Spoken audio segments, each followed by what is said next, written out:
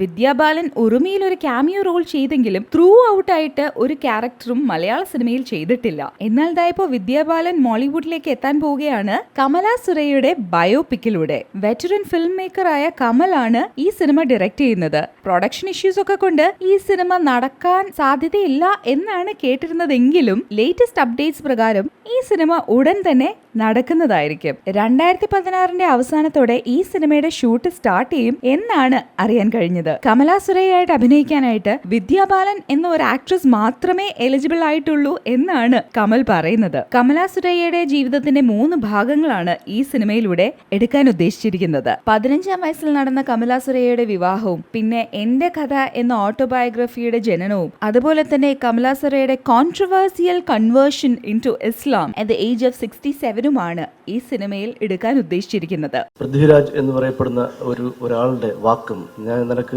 Date തന്നിരിക്കുന്നു, ആ വാക്ക് നിന്നെ ഞാൻ മഹാസൗധത്തിലേക്ക് കൊണ്ടുപോകുന്നു വന്നയാൾ കാഞ്ചനയിടത്ത് ഇളക്കി വിടുന്നു, വിഷയങ്ങൾ ഉണ്ടാക്കുന്നു, തകർക്കുന്നു. വിമല് പറഞ്ഞു നിർത്തിയിടത്താണ് ഞാൻ ഈ പറയേണ്ടതെന്ന് എനിക്ക് തോന്നിയതുകൊണ്ടാണ് ഞാൻ അനുവാദം ചോദിക്കാൻ